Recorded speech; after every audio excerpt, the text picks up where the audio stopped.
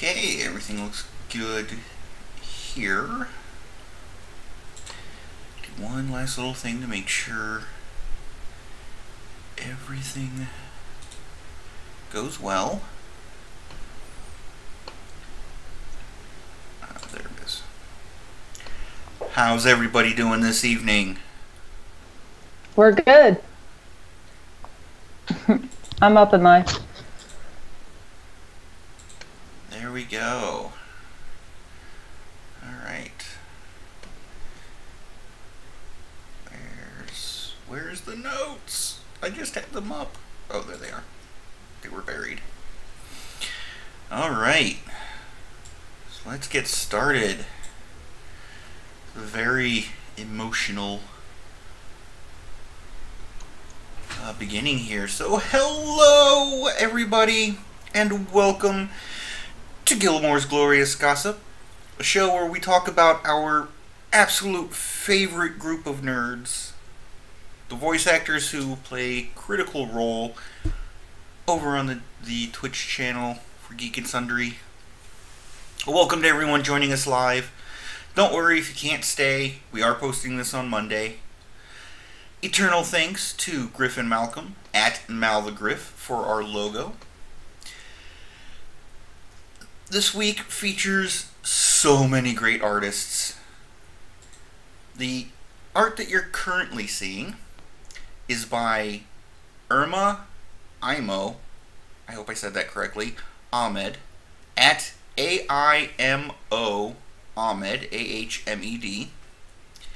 And later you'll be seeing fan art by Steve Armstrong at STV_Armstrong, Jessica at My2K, not our Jessica, The other one. Joe Humbug at Kitty Catalyst. I love that name.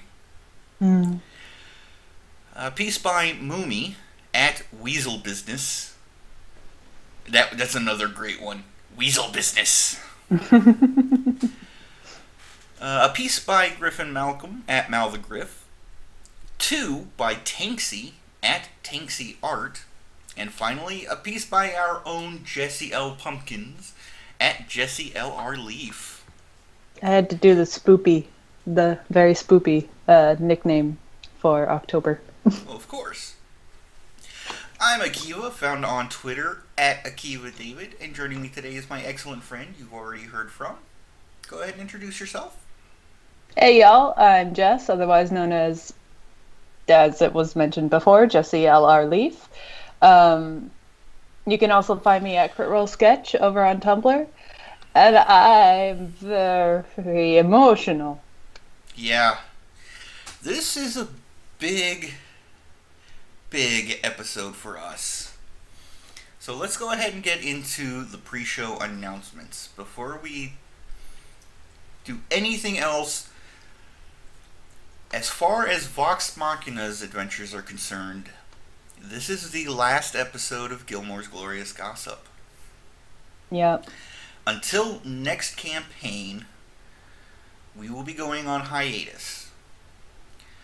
When next campaign comes around, we're probably going to wait 2, maybe 3 episodes before we start back up, just so that we can get a feel for the new campaign, see how we might want to change things up on our end to provide you guys with a better show.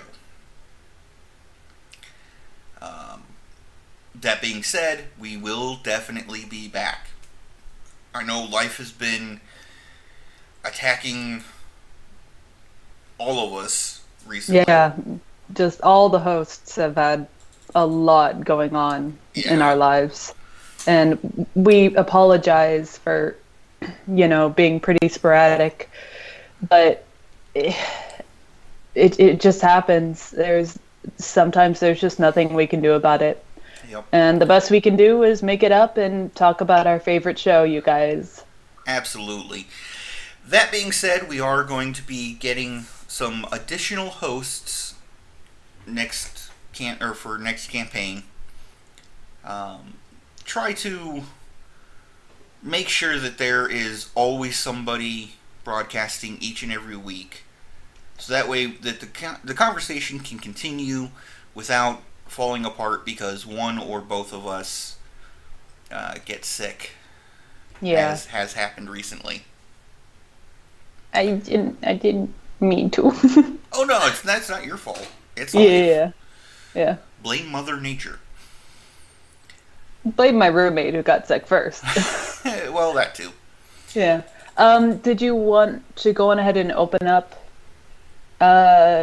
any kind of applications or offer up any kind of for the people watching now if they wanted to go on ahead and ask us if they could be a part of the show? Or Definitely, if you guys are watching now or watching this on Monday or later, if you are interested, feel free to contact us via Twitter at Akiva David, at Gilmore _gossip. Jess, I assume it's yeah, okay you can to contact you? me. Yeah, Okay. you can contact me too. So you can also contact Jess at Jessie LR Leaf. And we'll see we'll see what kind of interest there is for you guys to maybe join the crew. That being said, when we do start up with the next campaign, it will be on a dedicated Gilmore's Glorious Gossip channel. Now, obviously, one show a week is not enough to run an entire channel. So something that I am doing is I am going to be starting an all Dungeons & Dragons / tabletop RPG channel. So if we have any dungeon masters, storytellers, any other acronym for what is basically the same job, if you want to broadcast your games, whether they be live or video, go ahead and tweet me so I can get you further information about that. This will be going for, like I said, the new channel, and I'm looking for preferably 5 groups, 3 to 5 groups that want to get their games out there for others to enjoy as well, but don't know quite how to do that. And I will be there to help out. Jet's already saying I'm in. Excellent. Unfortunately, my chat is lagging, so I can't... I'll let you know. Yeah. But like I said, tweet to me, and if I'm not following you, I will follow you so that we can do direct message conversations. Once again, that's at Akiva David, AKIVADAPHYDD. Further announcements. Matt posted an after show letter for episode 114 to the fandom on Reddit, and there are comments to that letter from Matt Colville. If you have any interest in reading that, we highly suggest it. The link to that is down in the description below. So the Jox Machina shirt, if I'm not mistaken, is still available. I'm pretty sure it is. I don't know if they've run out or anything of it. All proceeds go to Puerto Rico. Yes. And it's a great cause. It's a great shirt, you guys, because who doesn't want to be a jock? Who doesn't want to be a part of Jox Machina? Yeah, man. But, Puerto Rico needs all the help they can get. And they've been overshadowed by a lot of what's been going on in the U.S. At least here in the U.S., they've been overshadowed. And I don't know by our government. A lot of other people know about it. It's just our government's not really that into it. Yeah. Regardless, this is not a show about politics. No, it's So, not. Sorry. um, like I said, it's been overshadowed and ignored, and they need help. So, if you can, getting this shirt is a great way to not only help people in need, but also get a really kick-ass shirt. Also a tank top. Yes, there is at least the women's. I don't know if there's a men's. I don't I know if didn't there's a see men's one. either. Yeah, I didn't see one for the men. But the women at least get a really cool racerback tank. You can go to and find the Minds and Crafts episode with Marisha Ray so that you know how to make a tank top out of the t-shirt that they Yeah. have. Yeah. Um, because this is going to be the last Vox Machina episode, I didn't have anything for the Talks Machina. Was there anything? Honestly, there's nothing. Laura mentioned, like, the only thing that anybody might be interested in is Laura basically confirmed that Vex would probably go full Delilah Briarwood for Percy if that ever happened. If she ever needed to break the world, she would for Percy. Yep. Fortunately, we don't have to go that far, but we'll get into that in a bit. Yeah.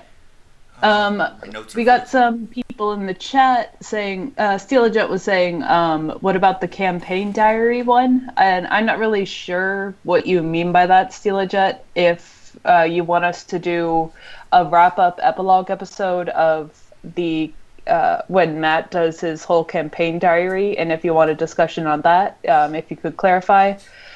And no need to be sorry that you're late at all, Steeljet. Yeah, never be sorry you're late. The way I see it, you're here to be part of the conversation. That's the important bit.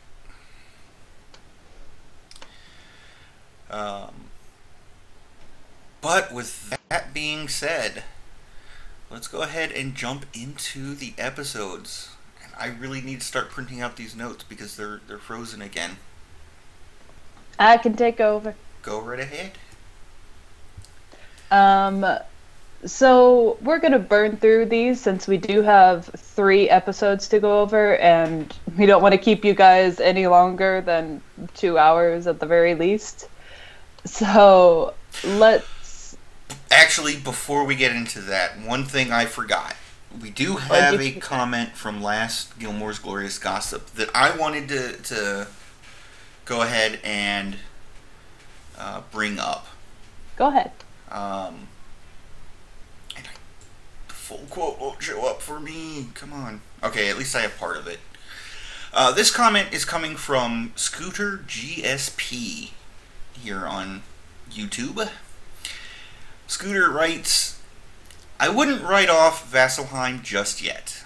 If I remember correctly, the city is under the direct protection of Bahamut, and as such, it's a pretty good bet that every metallic dragon in the land would be present to defend the city in the face of such a threat.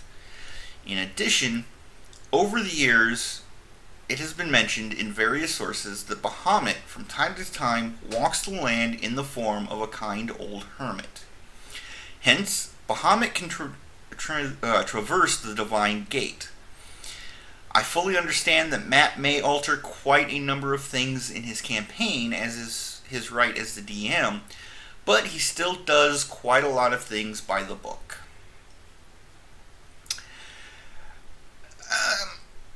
I can't really... Yeah, we can't really comment on this one like I would have. Yeah. Because it's not true. It didn't happen. But, in Matt's world, in Taldore, the Divine Gate means the gods cannot cross at all. The ritual that Vox Machina wants to do with the Tremels is designed to bypass the gate and just completely lock the whatever deity they are trying to lock away. Without having to disrupt the divine gate. Trying to put godly power through the divine gate would be disruptive. And honestly, the gods could break through, but I don't think they would for Vecna. No, they don't want to, because it's either too damaging to the prime material plane, or they understand that if they do come back, once they may have a golden age, but after that, it's going to come back down to petty squabbles between the gods and end up destroying the prime material plane anyway. Exactly. So. All right. So, that being said, let's get back into the episode, starting with 112. Sorry about that.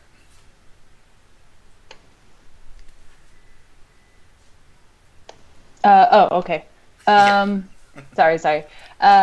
So, we're going to pick up right after we find out that Pike's eyes are bleeding, and that's a direct result of her trying to scry. So we have Vox Machina climbing up through the rest of this tunnel into the next chamber, which is a very large chamber, and they discover Tharum Fala, the soil of and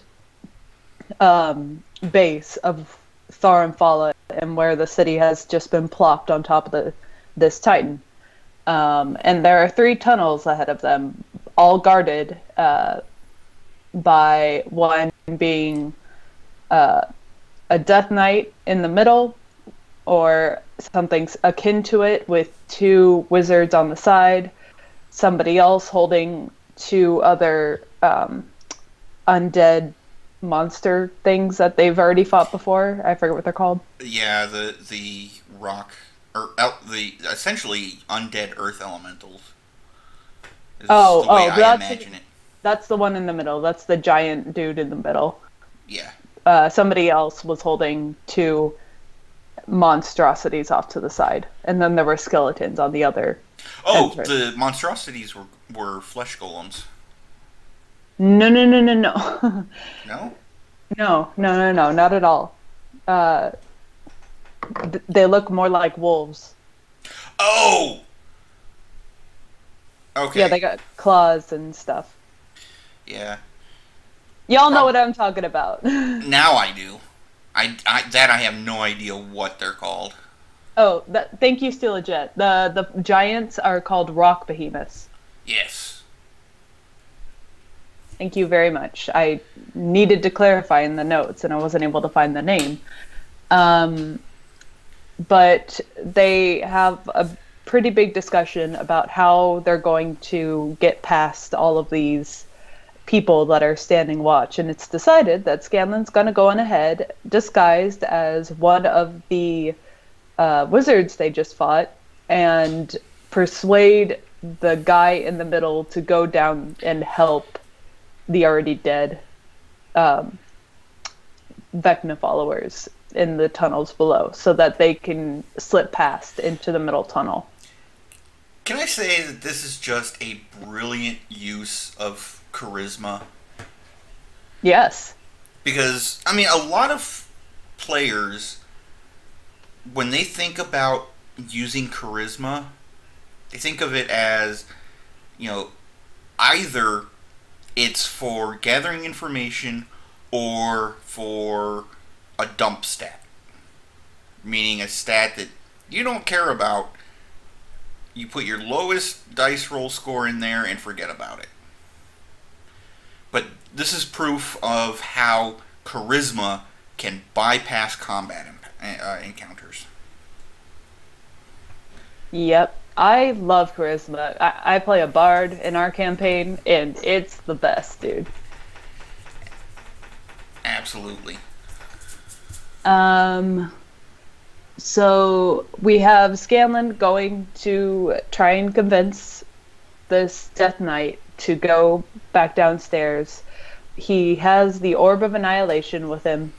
Right? That's what it's called? Yes. Sphere of Annihilation. Sphere, but yeah, same thing. We knew what you meant. And he has one of the other wizards that's with this Death Knight take it from him. And he convinces this knight to go on ahead downstairs. He is pretending to be injured and thus must go up and see to his wounds. And pretty much insane all around. Yes. The Death Knight goes with the two wizards down back where Vox Machina came from. And the party is telling Scanlan he needs to get the rock behemoth out of there.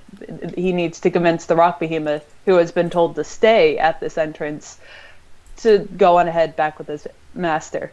And Scanlan, with a brilliant roll, he even inspires his own self to get a higher roll.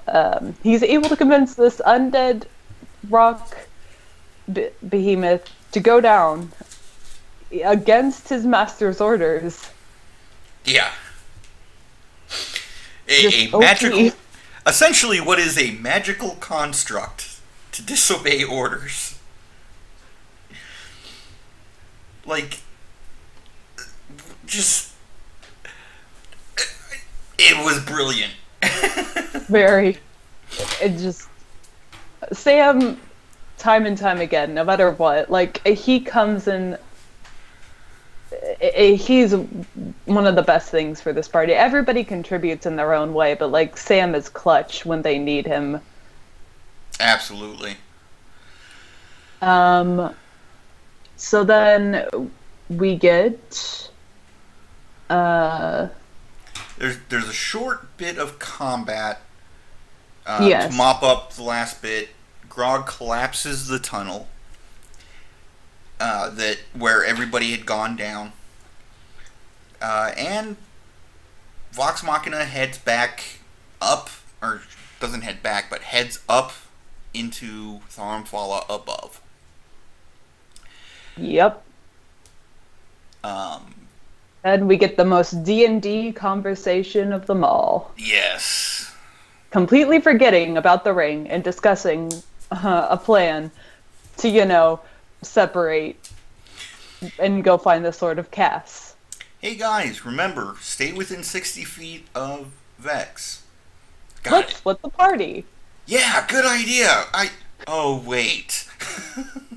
After 30 more minutes. Wait, we can't do this. Yes. So, they cast Locate Object, and they head to about where the sword is, but it's buried underground. Yeah, Team Half-Elf with Keyleth being an Earth Elemental after she rolls a nat 1 on her stealth. The rest of the party decides to stay back in Scanlan's mansion where Vecna can't see them. But they decide to go with a plan where they're going to use this oil that uses... Oil of etherealness. Yes, that makes somebody ethereal. And they're going to rub it on Vex because she knows where the object is. Bad decision. Because it puts her on another plane with puts her the on ring. the ethereal plane, and her ring that she's wearing that's keeping them hidden. Akiva. Yeah. I was gonna make comics because my reaction was so was just so comical. I was pacing my entire apartment. I was on the floor in the fetal position. I was banging my head against the wall and not screaming, but just giving my roommate how are they doing this? How can they be so stupid? How? It's so D&D though. It is so D&D, Yes. and everybody does it. And I got to give them props for dealing with it as they did. But I was just shaking my head in disbelief at how they could have screwed this up. Yep. But they did. Because Vecna immediately sees Vax and Keyleth as soon as Vex disappears. Yep. We get some really creepy dialogue, too. And here's the best part. The whole point that they were trying to do with, oiling Vex up. It's a bad way of saying it. But the whole point of that was so that she could, glide through the ground and guide Keyleth to specifically where the sword is. But they had no clue what the etherealness did. Sam did, because he has used or has seen spells with etherealness, but nobody else knew. Good on him for not metagaming that. Yeah, that was real good. Because that was hilarious and awesome and terrifying all at the same time. But yeah, so when Vex was oiled up, she was no longer visible to everybody else. Keyleth couldn't see her, couldn't get directions from her. And she kept rolling real low. Yeah, to try to find the sword. Yeah. Well, that was a long while of Vax sitting there until eventually the Dracolich with the Briarwood on back. Well, he started hightailing it as soon as Vecna started. No. When I say started, it was one of those. Oh, I gotta go, but my girlfriend's down there. I gotta go, but my girlfriend's down there. And then when the Dracolich showed up, he's like, "Well, that decision's made for me. Bye." One quick thing. I love this image that we just put up so much. Mm-hmm. I'm all for this. When we get to it, I'm all for this.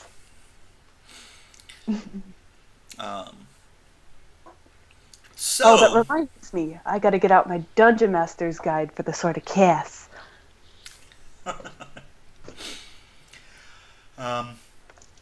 But continue.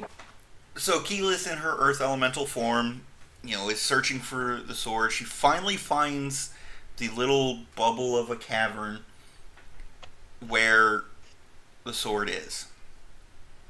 She's feeling around, and there's a pool of quote-unquote water in there, but it's acidic.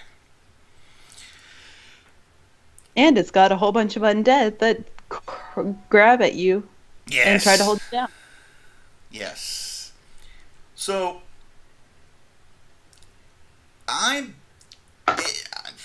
it took her, like a third of the episode to finally, find the sword. And when she does, she grabs it, and she can't bring the sword through the rock, so she has to have her hand out as she's going along.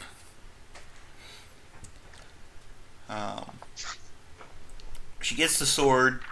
She's looking for Vex. Vex finally appears after being gone for an hour in game time. And she takes the sword, uses the gate stone that they had placed previously to get back to the where the mansion is. Keyleth earth glides there. While Vecna's whispering in her ear. Yep. And finally they get into the mansion. With the Briarwoods on a Dracolich hot on their tails. Kiva, you spoiled it. Yes, both Briarwoods are alive. Well, you had said the Briarwoods earlier. You spoiled it I first. said Briarwood. I didn't say Briarwoods. I said Briarwood. There's a difference. No, you said the plural. No, I didn't. You did. Cat, help. Anyway. Back me up. Anyway. Yeah, they get...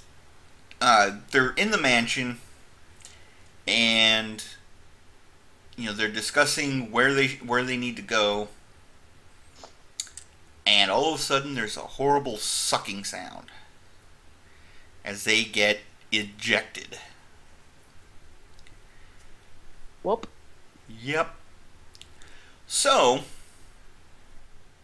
they are, you know, without missing a beat, they all grab hands, and Keyleth steps them into the Feywild. And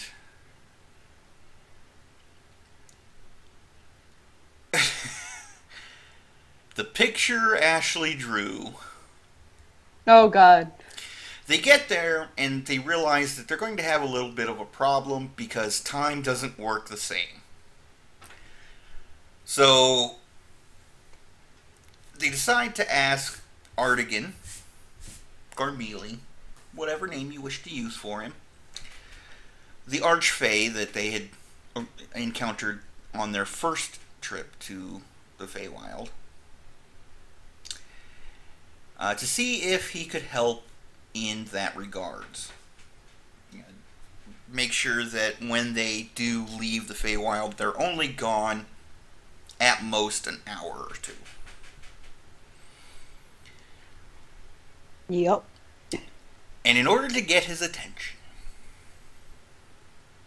Pike draws a very lewd picture with the phrase, "For a good time, see Vox Machina."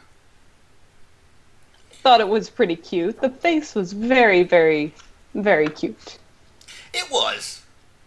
But it was a penis. And everybody in the two chats that I watch, in the Geek and Sundry chat and the Critters D&D chat, in both of them, people were like, Pike! Really? They should expect this from Pike. Like, she's not innocent at all. At all. But everybody feels like she is. But she's totally not. She's going to the brothels with Grog. I mean, come on now. Yeah, how do you think they spent their time growing up? Absolutely. But they eventually get Artigan to agree. They get 24 hours, and he will reduce or make sure that they only spend 1 hour, or only 1 hour will have passed when they go back to the prime material plane. And my Firefox just crashed. Oh. So I can't see the notes at all. I can't have see the them. chat at all. It's okay. I got it. But I do remember that was where that episode ended. Yeah, I mean, they had to agree to two things that Artigan wanted. Oh, yeah. I think you forgot that part. I didn't forget it. I intentionally blocked it out of my mind. Oh, creepy, Artigan. Creepy. So, one, never offer a blank check to a... Because, you cut out there for a second. Oh, never offer a blank check to an archfey is what I said. Yeah. They did to Artigan, and he basically asked, have... You're all well-to-do? And if you defeat this so-called god, I bet you'll be the heroes of the world. So why don't you create a doorway for me so I can travel to your realm? And also, because Vax mentioned it, that he's immortal, I would like to choke him to death. Yep. And they agree to this. Yep. So we got 24 hours plus another 12 hours for them all to sleep, of them just in the Feywild, resting up and waiting for Vax to come back after a very, depending on which way you swing, enjoyable or disturbing scene. Now, here's the problem I have with that scene, though. So, the way Matt ran the scene,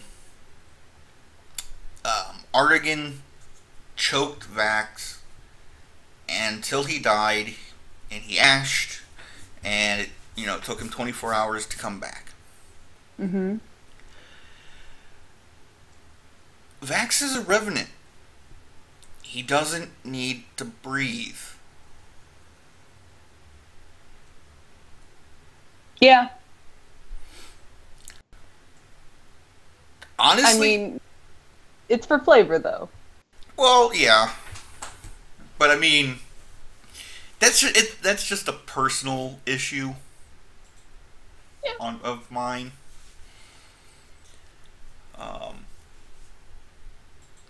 But como sa, it's Matt's game.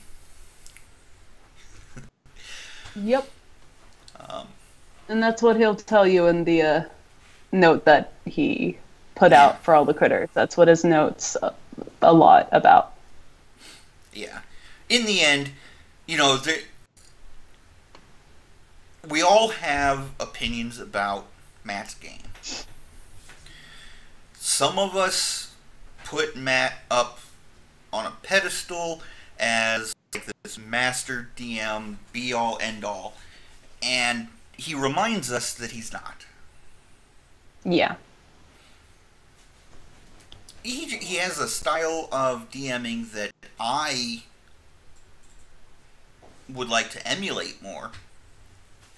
Mm-hmm. But he is human. He makes mistakes. As long as you guys are, I say you guys, but as long as we are respectful, then it's okay to disagree with it. As long as we are respectful, it's okay to think he does a great job. Just try and keep it in moderation, is all he's asking. But anyway. Real quick, I found the Sword of Cast. It's on 226 if anybody wants to follow along in the manual. DMG. Yeah. Or DMG or no, yes, Dungeon Master's Guide, my bad. And if you're not a Dungeon Master, or you're currently in a game that may or may not feature the Sword of Cast, and the DM has said, don't look in the DMG, don't look in the DMG. Yeah, plug your ears. So, go ahead. So, if anybody wants to, should I go into the whole description here, or? No, just highlight the major points, specific powers that it has. Okay, the Sword of Cast is a magic sentient longsword that grants a +3 bonus to attack and damage rolls made with it. It scores a critical hit on a roll of 19 or 20 and deals an extra 2d10 slashing damage to undead. If the sword is bathed with blood within 1 minute of being drawn from its scabbard, its wielder must make a DC 15 charisma saving throw. On a successful save, the wielder takes 3d6 psychic damage. On a failed save, the wielder is dominated by the sword, as if by the dominate monster spell, and the sword demands that it be bathed in blood. The spell effect ends when the demand is met. The Sword of Cast has random properties, which means that there are a couple of things that you can do with this sword, and it's up to the DM to solve that. So for how it many has, of those abilities are available at any one time. yeah. So it's got one major and one minor beneficial property, and then one minor and one major detrimental property. So every sort of cast is going to be different. It's got different combinations for each one. So it just depends on how the DM rules it and how Matt has created that character sheet, that huge character sheet for the Sword of Cast that he gave to Travis. Yeah. Let's talk about that for just one quick second. Jeez, I was like, that thing was a chapter book. Like, normally we see at most a 3x5 card. The card that he handed to Travis was half of an 8.5 by 11 paper. Yep. Like,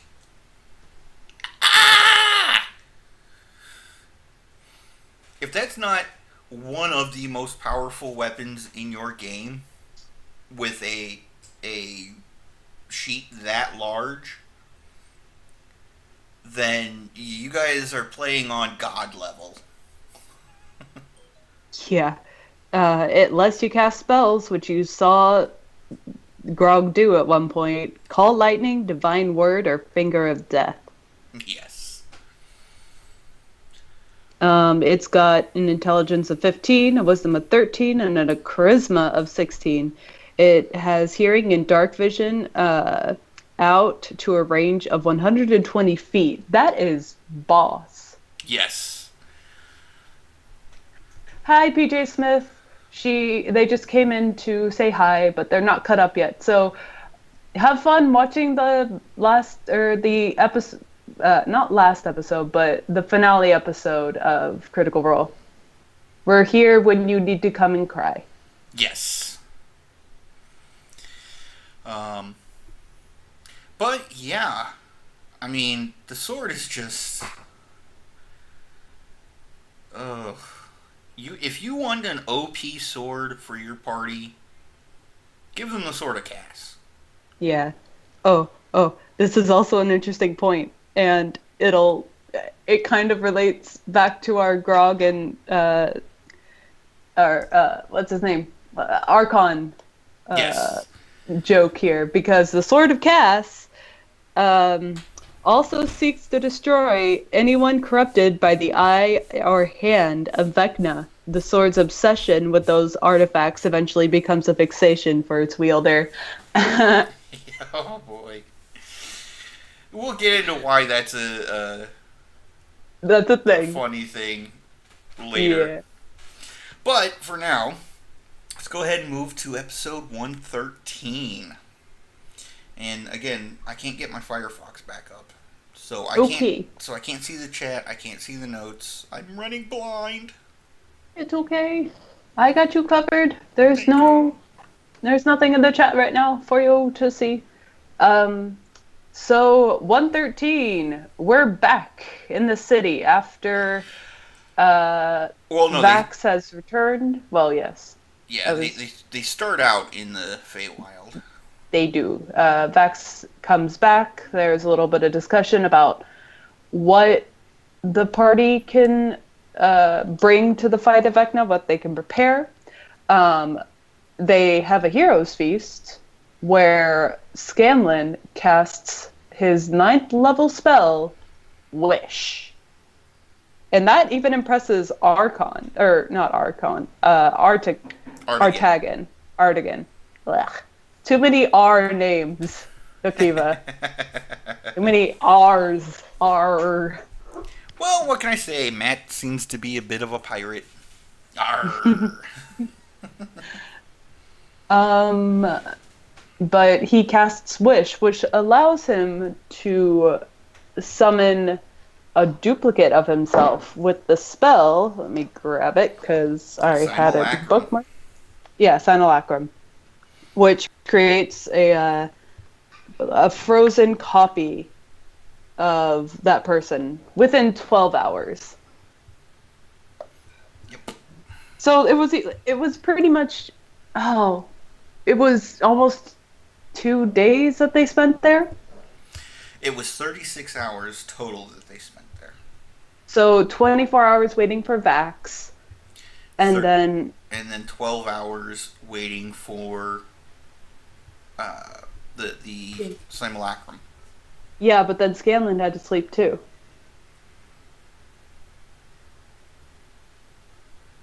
Well, once the spell is cast, you don't have to sit there and focus on it the entire 12 hours. You cast the spell, it works its magic for 12 hours.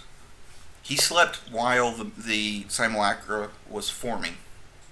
Okay. Okay, well, it's not that important. Yeah. Because then we get everybody joining hands in order to... No. Wait a second.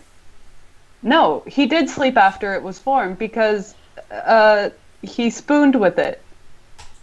Oh, I forgot about that. Yeah. He spooned himself. Yeah. Yes, Scanlan spooned himself. And the reason I say that there was a 24-hour lapse, originally in the episode, they had not said 24 hours, but it was retconned by Matt after the fact. Yes. So it was a full 2 days almost. Yep. Right? 44. So, it was 4 hours shy of being a full 2 days. Yeah. Yeah. Wow. But Artigan can, shift time. Yep. And that's exactly what he does as the party plane shifts back into Tharumfala with only a couple hours having passed. With 2 hours having passed, according to Matt. Yup. And they're pretty close to Vasselheim. Yep. So, they get back, and of course, because it's 2 hours later, the Briarwoods and the Dracolich are no longer breathing down their faces. I forget how they introduced, or how Matt introduced Joe's character. Well, there were tons and tons of Gloomstalkers swarming, and the party immediately, since they popped back in right in the open, they immediately had to stealth and dash into a house. As soon as they do, a Gloomstalker comes crashing into the side of the house that they're on, and it is being wrestled to the ground by Archon. That's right. Now, this was a surprise guest. Joe! Yep. Joe, if you're listening, I apologize. I cannot pronounce your last name. I do not want... Magnolello? I do not want to disrespect you by trying. If I'm not mistaken, it is an Italian last name. And having been raised Italian myself, I know that respect is a huge deal. So, oh, okay. So, I'm going to be respectful, and I'll stick with Joe to try and be inoffensive. Sorry. Kevin Hilton in the chat. Hello! Hey, Kevon! Kevon. Oh, sorry. Oh, okay. I say okay. It's up to Kevon if it is or not. I apologize for that. But yeah, so he's wrestling with this Gloomstalker. The party jumps out to help, and he's like, no, don't kill it. And eventually, he's able to dominate it into essentially being his mount. Yes, with a wreath that he actually procured in his uh, Dungeons and Dragons, or what's the celebrity edition? I forget what do they call it? I don't remember. Chat help. um, but I think it's called Celebrity D&D. It might be. That Yeah. sounds familiar. Yes, but he got a wreath from it might have been a chimera, I think. That Keyleth, and Percy had actually gone on an adventure on. So Keyleth and Percy recognized Archon. Yes. Um, Which threw me for and a loop, because I was like, but, none of this was, what? it's in continuity, dude. It happened. Yeah. I was unaware that it had happened. So, anywho, um, but yeah, so, after dominating the Gloomstalker, they, get everyone up to speed and acquainted, and they start making their way towards Vecna. Nope, they don't. They go the opposite direction. Okay. I think you're getting your events mixed up because they go to the wall instead to destroy the threshold crests that are making the shield around the city in order to let people in. Well, yeah, but I'm also, trying to make sure that we don't go too far over our time. Sorry. So, but I mean, you are correct. That is an important detail that probably should be mentioned. They destroy a few of the threshold crests. Just one, and to allow a portion. It was just one. I thought it was two. Okay. No. But yeah, it opens up a portion of the shielding. And then we get the Briarwood fight because they come on a Dracolich. Yep. And I mean, come on, you gotta mention the sweet irony when Vex gets that "How do you want to do this?" on Delilah, which everybody swarmed her immediately, and Grog did tons of damage right off the bat to Delilah. Oh yeah. And can we also mention that Delilah's kills, all 3 times that she died, were at the hands of a Derolo? Yes. Percy, Cass, and now Vex. Because they got married, she's a Derolo. Yup. I'm very happy. I'm very happy about this. But they only poofed Silas. Silas got away. Yeah. And can I just say, I am so looking forward to any kind of confrontation that comes out of that. I'm very excited. Well, I don't think there's going to be. At least not. I think there is. Well, not for Vox Machina. The Derolos, maybe, yeah. The Derolos, but it's not an adventure we're going to see. Nope. But it's fanfic I can write. Excellent. Carry on the story. So, after that, they start heading back towards Vecna. Gloomstalkers are getting attacked by Hydras, or not Hydras, Wyvern Riders and Devosa in the city. Yes. And before they get to, or they, not before they get to, but they eventually make their way to the tower that is being essentially held together by magic. Because after all, they did topple it. Yep. So they start making their way up through the tower. And Archon ends up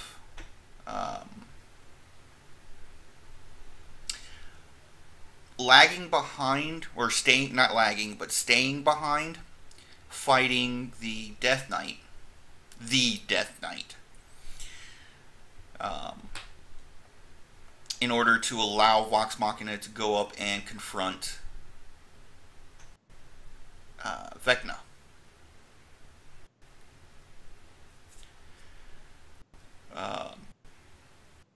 And that's pretty much where that episode ends.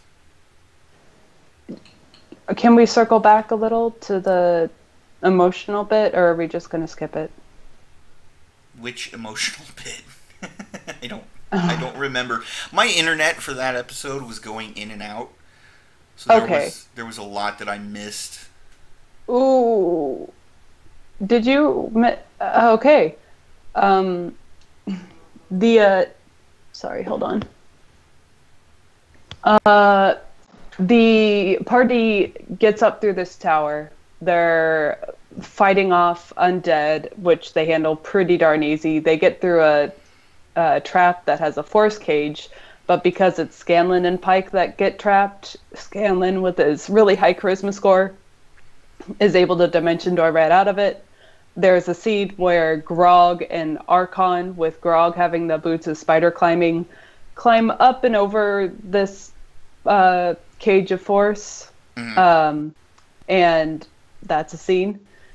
And we get up to the final level right before Vecna, and there are 3 people in the same armor that they've seen before. That scene. Yeah, I don't think we should skip that. Yeah, it was a scene that, again, I blocked from my memory. So yeah. The room. They get up there. The room before the Death Knight. It is the same room with the Death Knight. They just... Well, yeah. In the room before the Death Knight gets there, there are 3 individuals that seem to have their backs turned. Not backs turned. They have their... At first, their backs were turned. At first.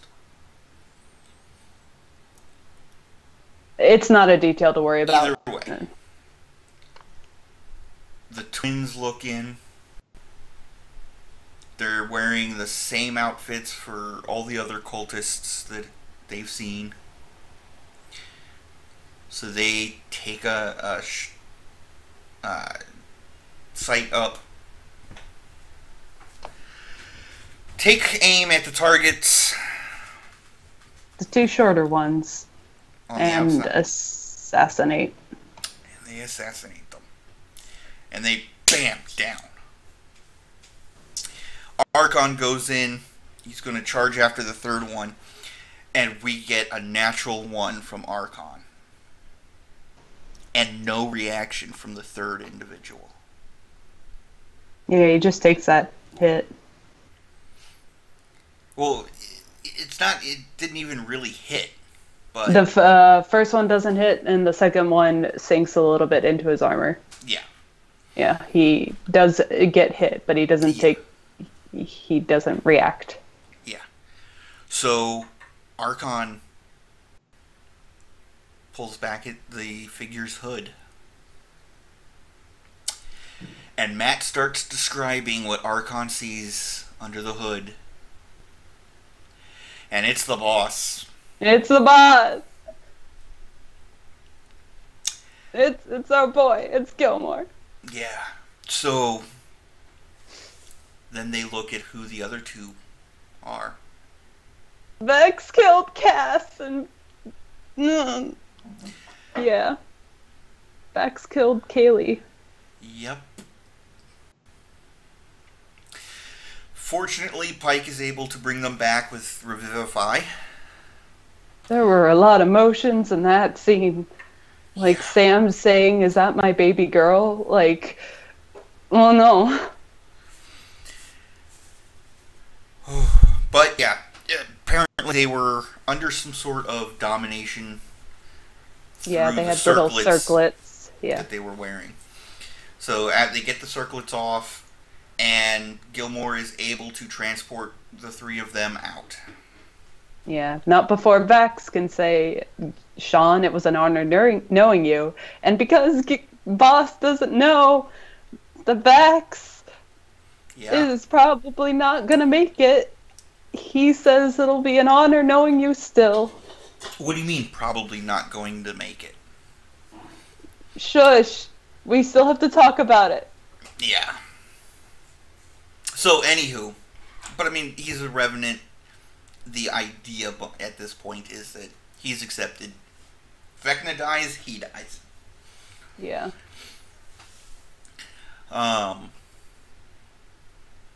But yeah, so the three of them go off. Then there's the Death Knight coming in. The rest of the party, or Vox Machina, goes on up to fight Vecna. And that's where the episode ends. And we get into episode 114. Guys, I invited so many people. I had my roommate, and I had somebody I just got into Critical Role. He has never seen an episode. This was his very first episode live. He has only seen the Goblin one-shot to the poop. I did that to a person. You made this episode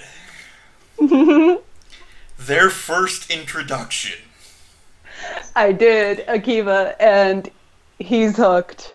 I thought I was the Green Dragon. I am so evil. Yes, you are. What is the chat saying about that? They haven't caught up to it yet. Oh my god. Let me know what they say about that. Yeah, I will. That's... Cue the picture of the two Powerpuff Girl characters. Him and Mojo Jojo. That's the most evil thing I have ever seen. In this case, heard of. Kevon is saying, "OMG, why did you do that?" Yeah. Well, I thought it would be funny, and I wanted more friends. Funny?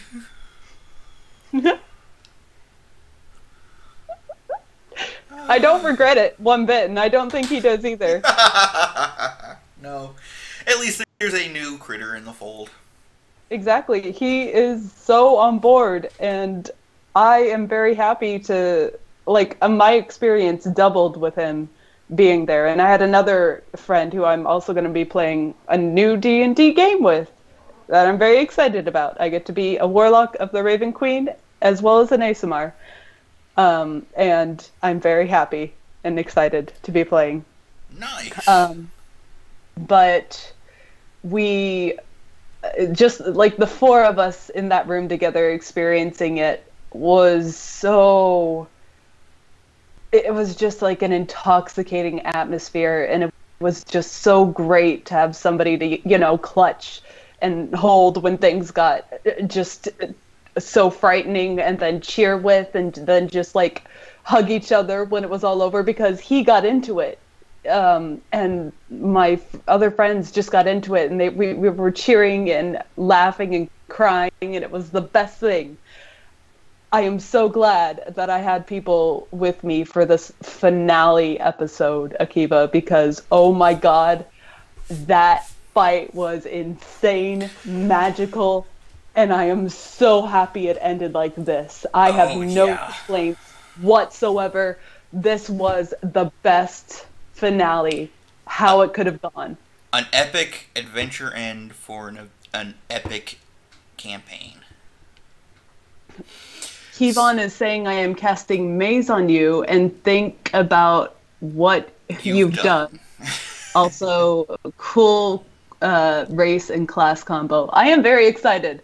I can post pictures later to my Twitter for you guys, because she's a 16-year-old who's going against the man, and she is very much in love and fangirls quite a bit over her patron, the Raven Queen. She is a punk rock rebellious teen who's very much ecstatic about her patron. I love it so much. Just be careful she doesn't go into emo territory. No promises. Look, if you're going to go down that path, go goth instead. She's pretty much already goth. Good. She's as goth as you're gonna get.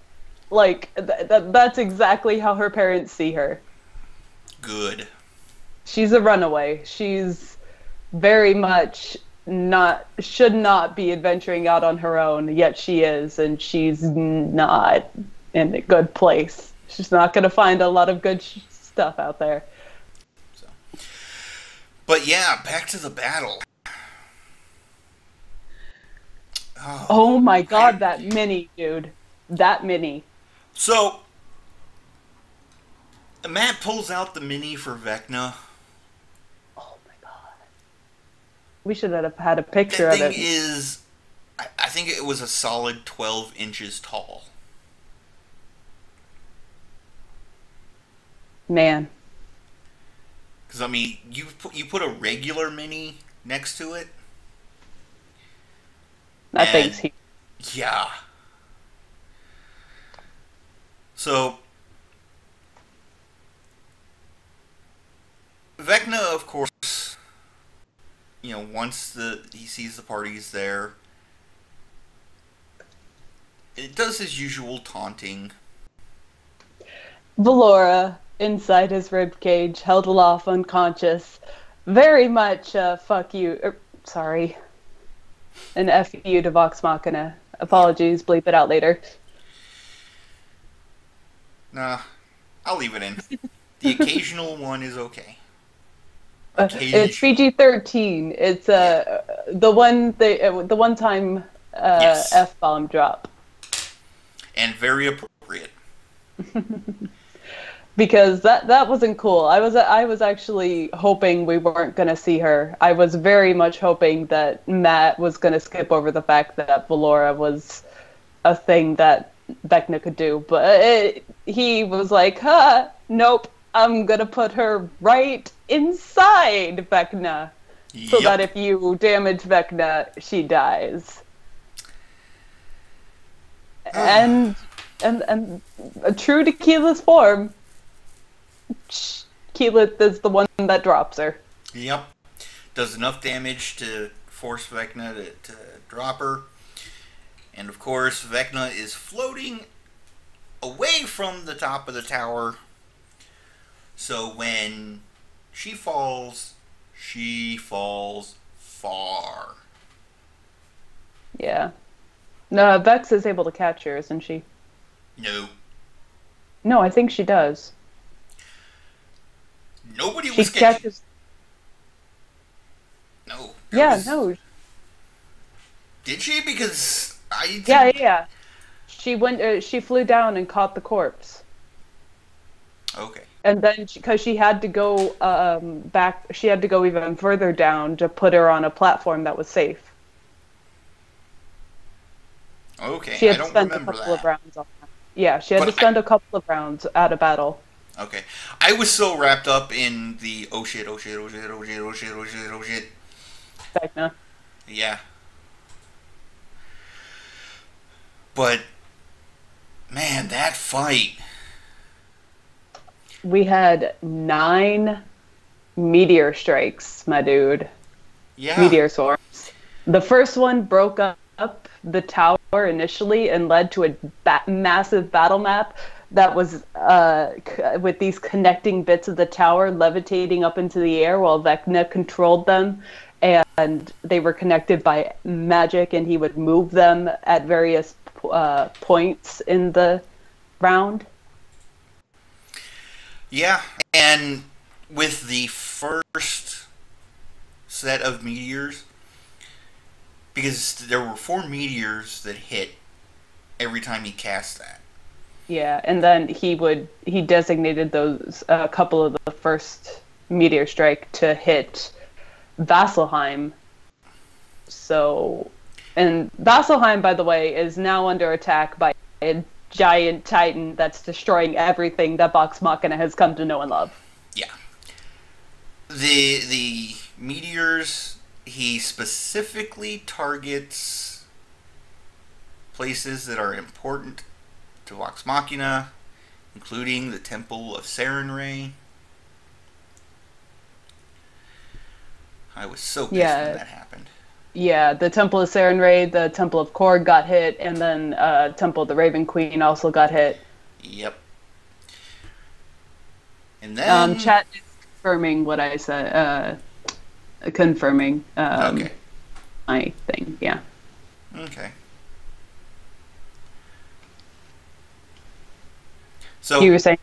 Anyway, and then with the final one, he breaks up the tower, so they have to jump between platforms if they want to stay on, and I mean, there was just so much going on. But the highlight for me, the highlight of the fight, not once, not twice, but I think 3 times, Scanlan counterspelled a god. I'm pretty sure it was more than that. It had to be like 4. Was it 4? I thought he failed on one of them. Maybe. I think he did with a lower level spell, but I'm pretty sure he burned through most of his higher level spells to do it. Yeah. The second Scanlan that was with them, that counterspelled once. Yes. Yeah, but Scanlan did counterspell a god a lot. Yeah. Hi, Steelajet. He's back. Yay, welcome back. Oh, man. And then Pike with that clutch heal. Yeah. Getting everybody maxed out again. Yeah, she did. Wasn't it like mass cure? It wasn't mass cure wounds. What was the last spell that she used? I think it's a level 9 spell, right? Yeah, it's a level 9. You cut out there, Akiva. I can't hear you anymore. Akiva's gone. Chat, tell me if he's gone.